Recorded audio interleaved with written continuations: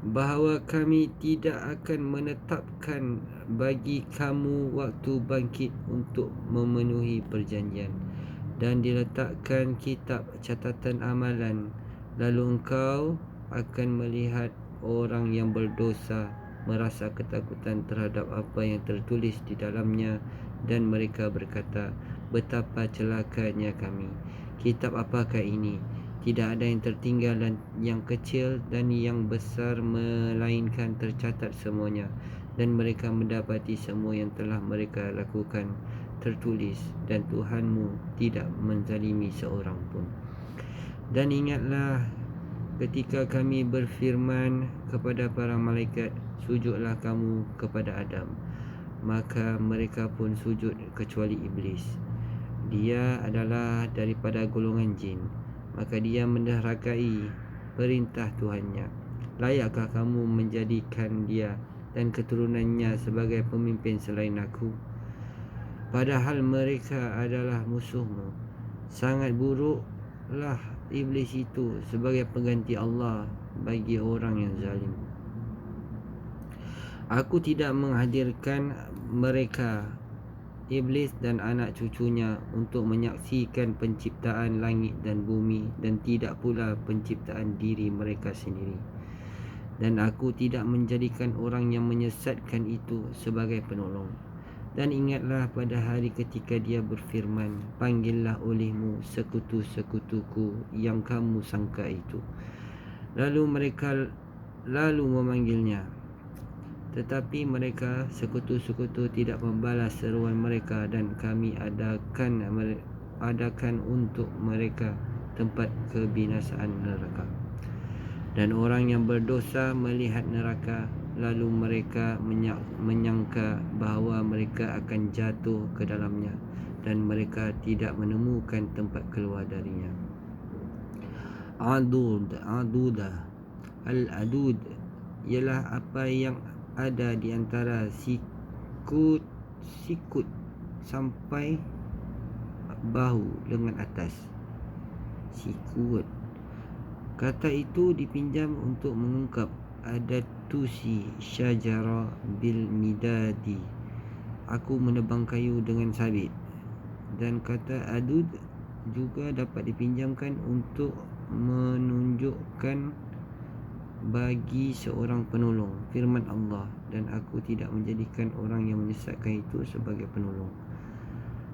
Al-Qaf 18:51.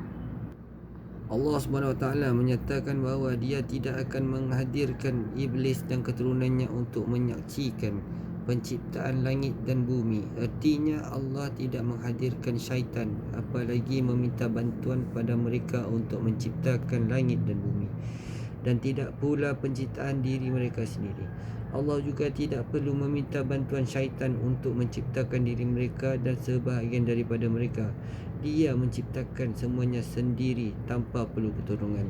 Dia berfirman, bagaimana mungkin mereka mengambil musuhnya sebagai pelindung selain daripada aku, padahal syaitan adalah makhluk seperti mereka. Lalu mereka meninggalkan ibadat kepada aku, padahal aku pemberi nikmat atas mereka dan atas para pendahulu mereka, pencipta mereka dan pencipta syaitan yang mereka jadikan pelindung selain daripada aku. Firman-Nya, dan aku tidak menjadikan orang yang menyesatkan itu sebagai penolong. Allah Subhanahu Wa Taala tidak perlu meminta pertolongan kepada orang yang tidak mengambil jalan yang hak, yakni benar. Sesiapa yang mengikuti orang yang sesat, penolongnya dan pengikutnya, maka dia akan ikut tersesat daripada jalan yang benar. Maksudnya, iblis beserta keturunannya telah menyesatkan keturunan Adam AS daripada kebenaran dan tidak menunjukkan kepada jalan yang lurus. Kemudian yang dimasukkan dengan orang-orang yang menyesatkan adalah para pengikut kesesatan dan teman-temannya yang tidak mendapatkan petunjuk. Daripada Ibnu Abbas bahawasanya Nabi SAW pernah berdoa ketika dalam kesulitan, iaitu La ilaha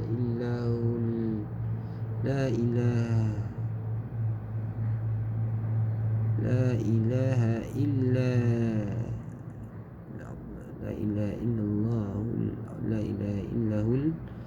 azimul halim. La ilaha illa rabbul arsyil azim.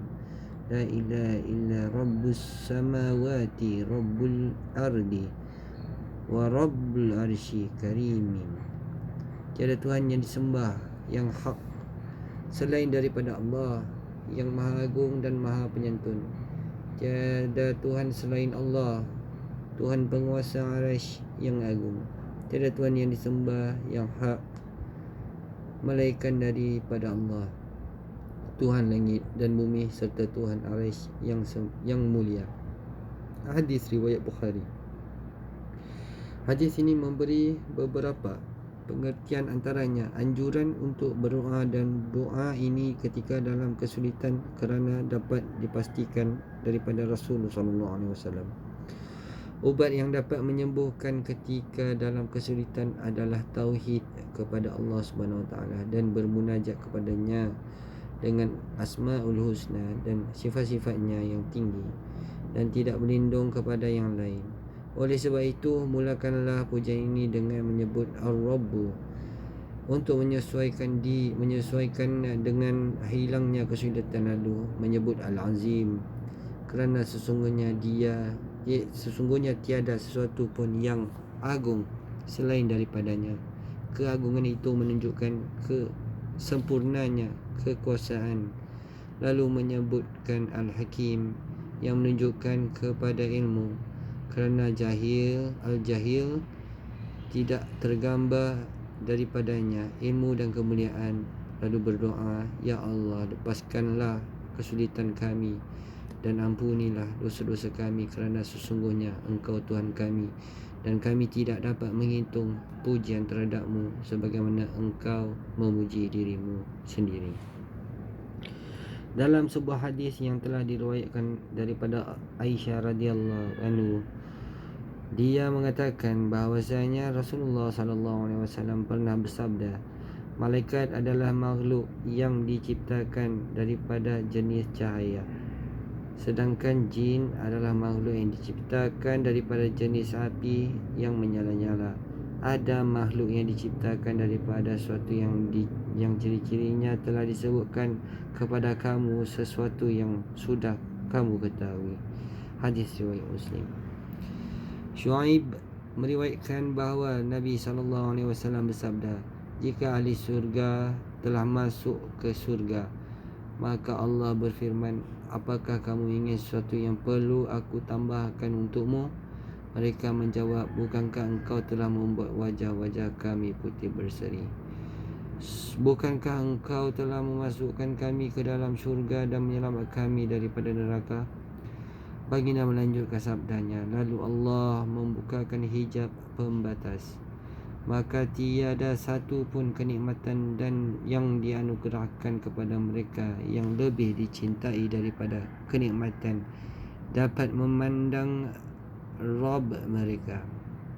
Imam Muslim berkata, telah menceritakan kepada kami Abu Bakar bin Abi Syaibah. Dia berkata, telah menceritakan kepada kami Yazid bin Harun daripada Hamad bin Salama dengan sanad ini, dan dia menambahkan, kemudian beliau membaca firman Allah, bagi orang-orang yang berbuat baik ada pahala yang terbaik, syurga, dan tambahannya kenikmatan melihat Allah. Surah Yunus 10:26. Hadis riwayat Muslim. Sadaqallahul azim.